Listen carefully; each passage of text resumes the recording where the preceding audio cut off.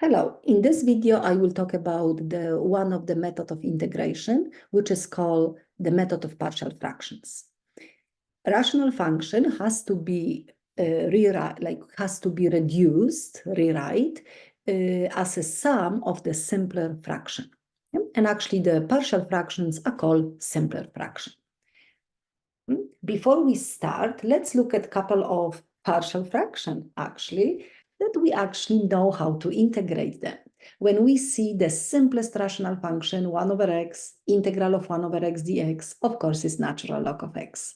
This one, the second one, is the same because this, since if we will apply the u substitution, still derivative is du is dx. That means just natural log of x plus minus a. This one is also partial fraction, partial rational function, actually.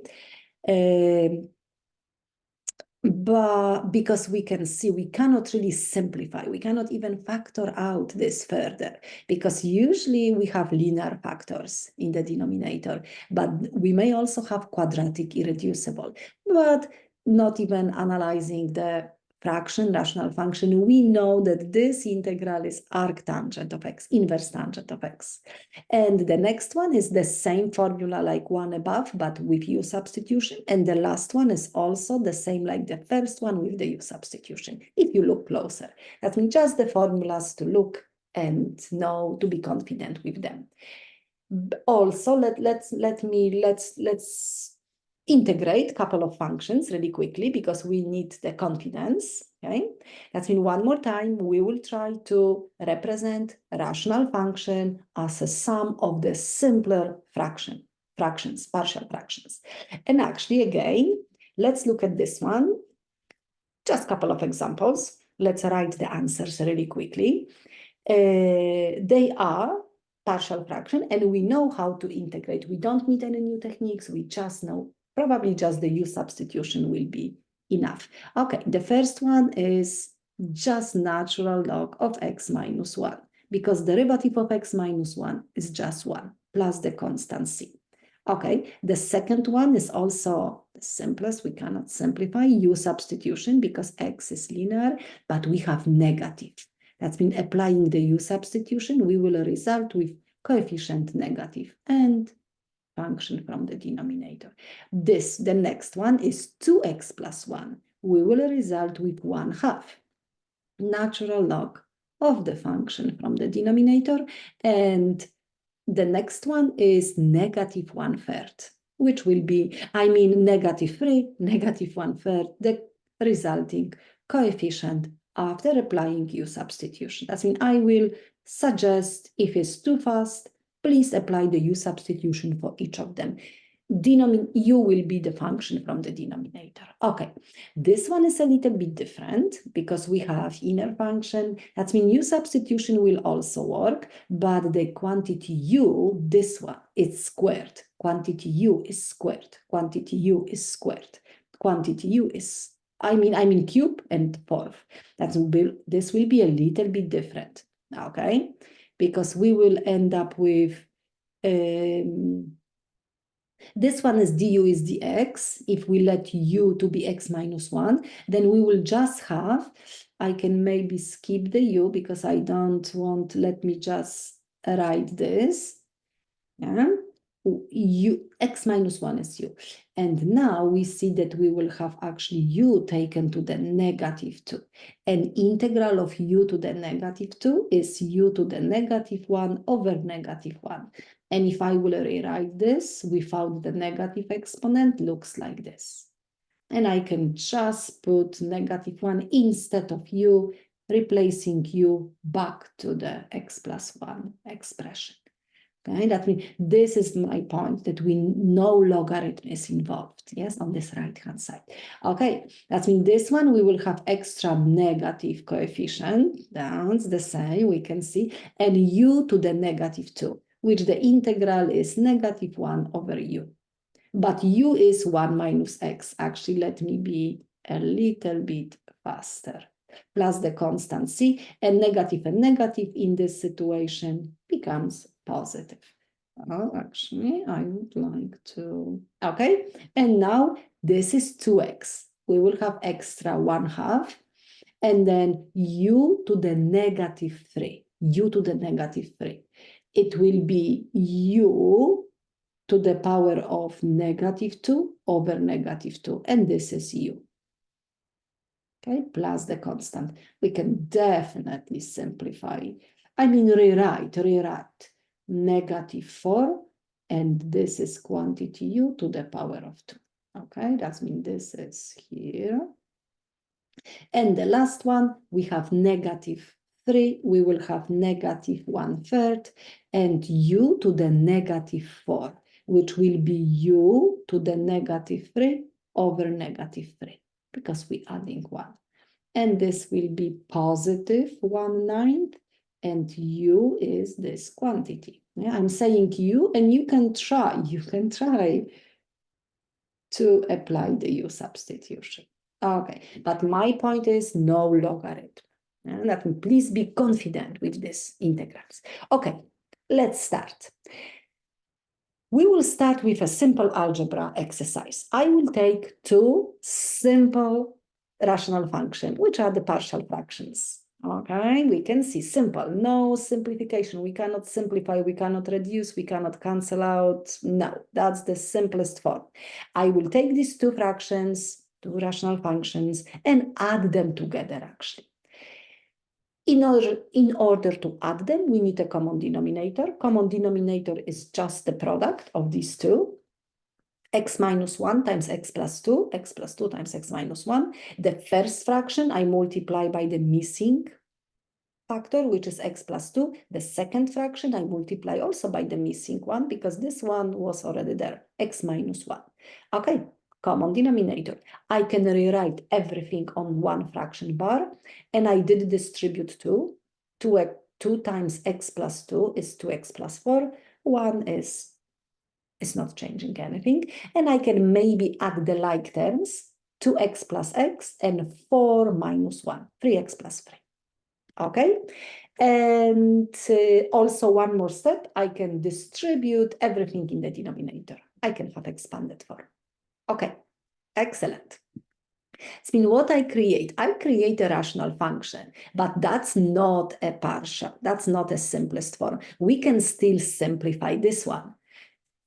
Simplifying, I mean that we will go backwards. We will go backwards, and we will end up with this.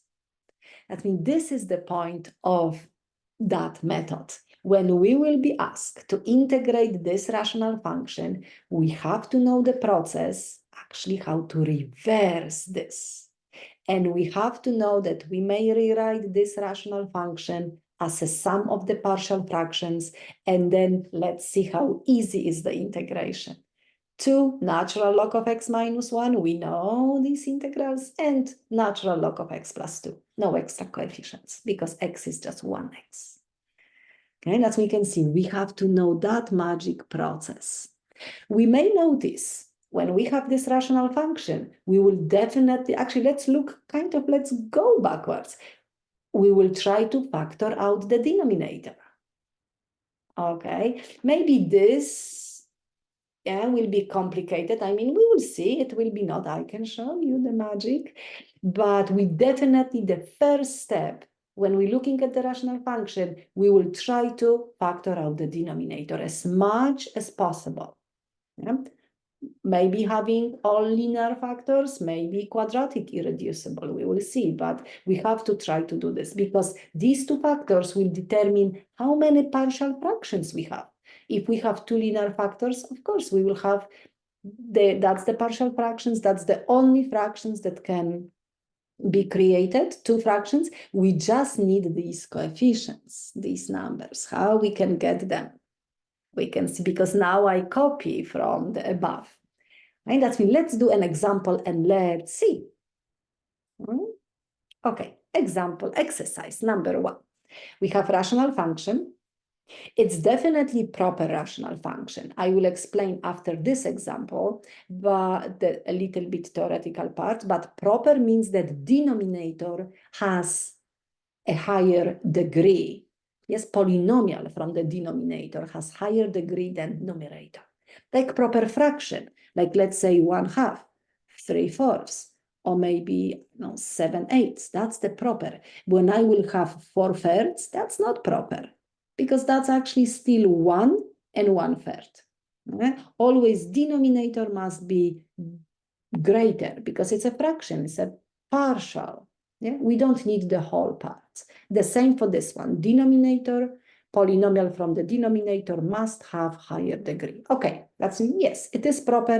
Now we remember, we will try to factor out the denominator. I think I did it. X minus 1, x plus 5. X minus 1, x minus 5. I was looking at that plus 5. When we multiply is plus 5, adding -6, okay? And now, since we see two linear factors, we expecting two partial fractions.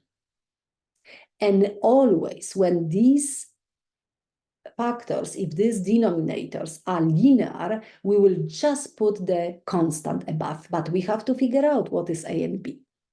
Okay, I can show you, we will do it in a second, but this is the setting. And we can even see how easy it is now. I can even finish my calculus. I can even, yes, use the calculus skills and I can integrate. We still have to find A and B, but they are just constant, they are coefficient. We did the calculus part. That's when we know that this integral is equal to this, but let's find. Yeah, it's natural log of x minus 1, natural log of x plus minus 5, coefficient A, coefficient B. That means let's find coefficient A and B. That's what we will do. Let me write. We have this original rational function. We did rewrite, this is the same, yes, this is the same, as a sum of the partial fractions. And I will try, using coefficient, keeping coefficient A and B, I will try the right-hand side to get the common denominator. That means common denominator is product, then A must be multiplied by x minus 5, B must be multiplied by x minus 1. And when I copy this, x squared minus 6x plus 5, we may notice if I distribute, denominators are the same. Since the denominators are the same, numerators, they also have to be the same. That's we have to, this is important. Okay, they have to be the same. Okay, now we have a couple of methods. I can show you one of them. How to find A and B. I will pick the value for x. And for instance, I will pick 1. X equals to 1. And we will substitute that 1 to the box, to this box. 1 minus 7. And then A, 1 minus 5. B, 1 minus 1. 0, -6, -4. -4A. And then we may nicely compute A, -6 divided by -4, 3/2. We have A. This means A is 3/2. Now let's pick another value of x, and I will pick 5. Let's substitute. Yes, x minus, we will replace x with 5. 5 minus 7, A. 5 minus 5 plus B, 5 minus 1. I use the box. I use this equation, replacing x with the blue numbers respectively. Okay, -2, this is 0, 4B. Okay, then B is -1/2. -1/2, and I can maybe copy the entire, okay? This is the equation. I mean, solution for the integral. Right? As you can see, this will be the method of finding A and B. You may try to do it. We will do one more example and then you will try. Okay? Okay, but before I do the last example, actually, in this section, let's look at a couple of theoretical parts just to clarify. That's rational function is just the ratio of two polynomials. Proper rational function, always when the degree in the denominator, this one, is greater. M must be greater than N. Okay, must be greater. Okay, the degree of this polynomial from the denominator. If the degree on the top is greater, actually greater, not equal. If the numerator is greater or equal to, then it's improper. Then what we have to do, if you will see improper, first of all, you have to divide. Okay, you have to divide because you have to take that whole part, that quotient, plus the remainder over divisor. Like I was just showing the fraction. For instance, let's maybe take 125 divided by 4. Yeah, that's big improper fraction. And for instance, if I will divide, like we know, but 120 divided by 4 is 30, and I still have 5 over 4. But we can see that's still not good. We have to get as much, that means this will be 31 and 1/4. Yes, 31 and 1/4, because 30 and 5 still holds 4. That means now we will rewrite as a whole number and proper rational function. And usually that fraction is actually partial. We can just integrate without any problems. Yeah? And we also know how to integrate the whole, the expanded form, no fraction. That's what we have to do. I just did based on the numbers, but in order to do this for the polynomial, we have to use the long division. Okay, but let's focus on proper. Let's look at the proper rational function, because we will have proper rational function. If it's improper, you will divide. Okay, that's what is happening. When we have proper rational function, we have two steps. First step, you know what to do. We have to factor out the denominator as far as possible. And we may result with linear factors, all linear factors, or quadratic irreducible.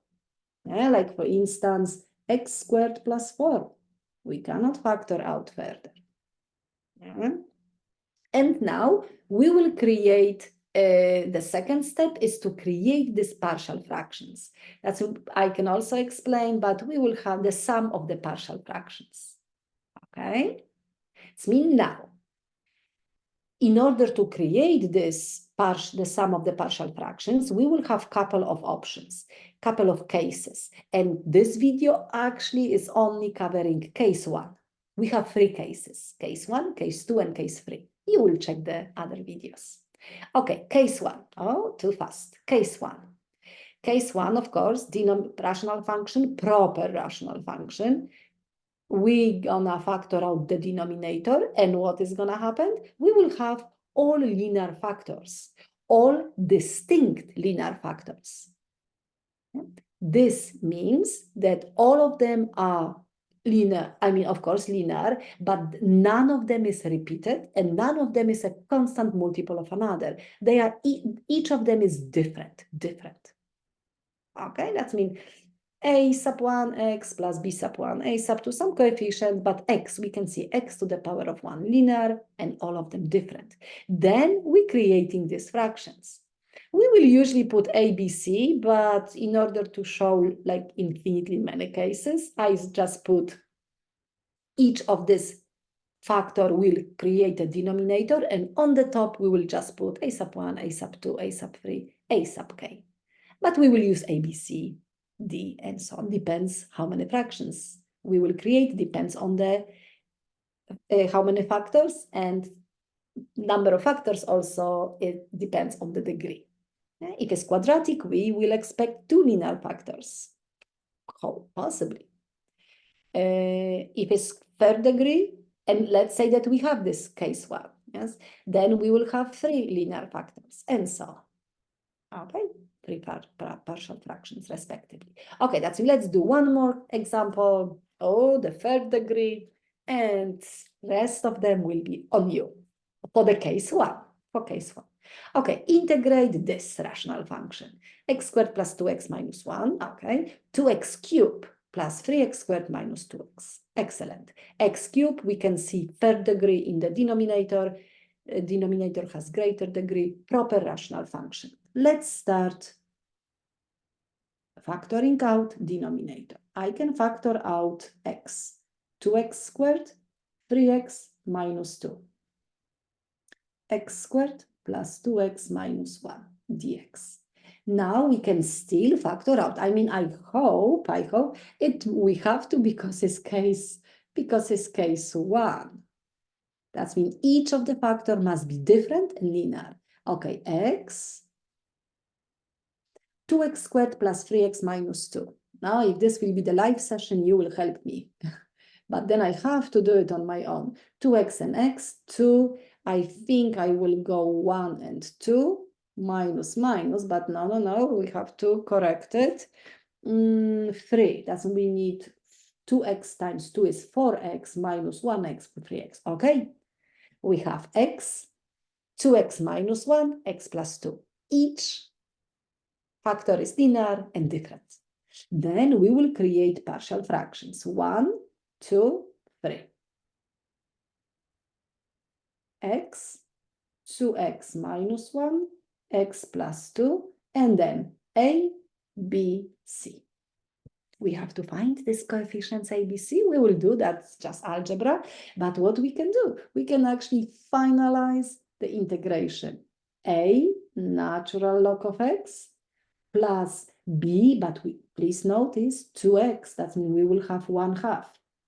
1/2 b, natural log of 2x minus 1, and this one is just c, natural log of x plus 2, and plus c, but this c is the constant of integration.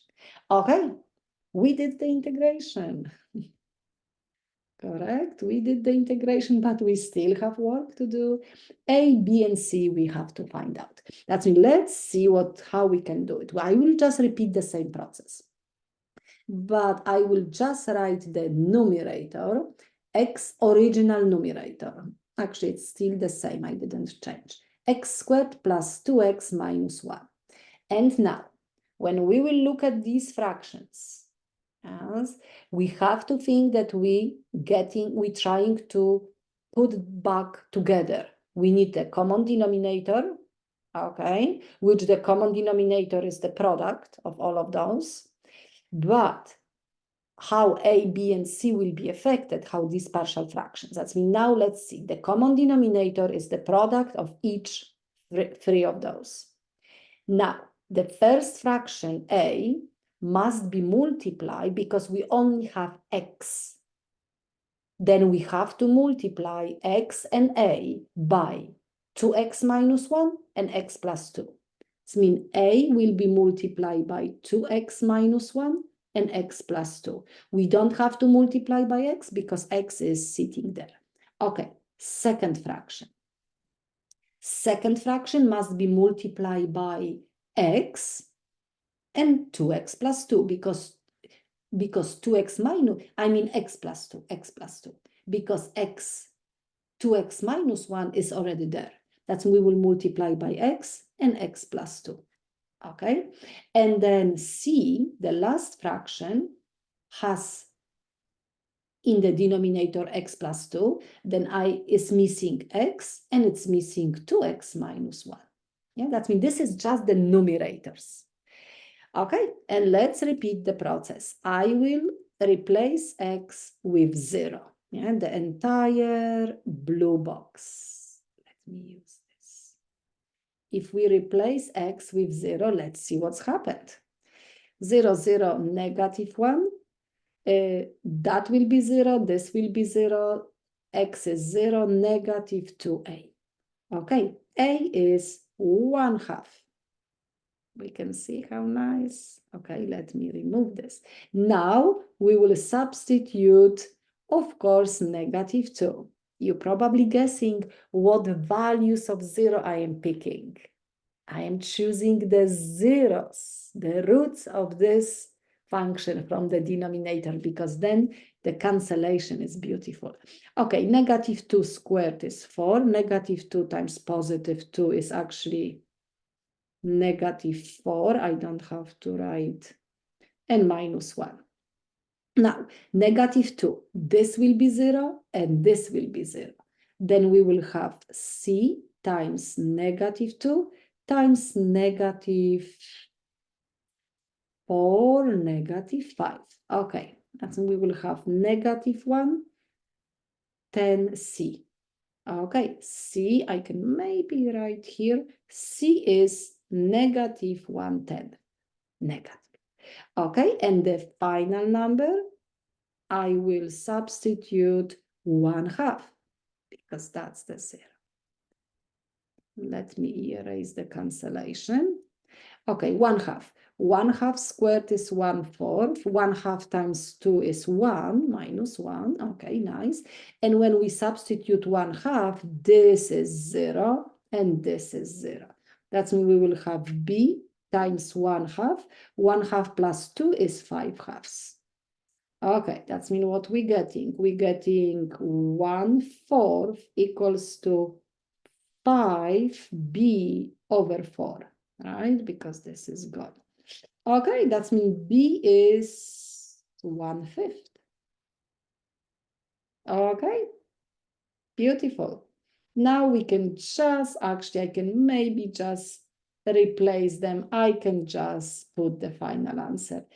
A, what is A? A is 1/2. A is 1/2. B is 1/5. I can change for 1/10, multiplying by 2. And C is actually -1/10. Okay? Excellent. But we can see this is the method of finding the coefficient. We really need them. Calculus is easy. Algebra is still so important, always will be. Okay, thank you. And what I have exercise. Oh, I have the solution. Exercise 3, exercise 4, and exercise 5. All of them are case 1. And then check the video for case 2. Thank you.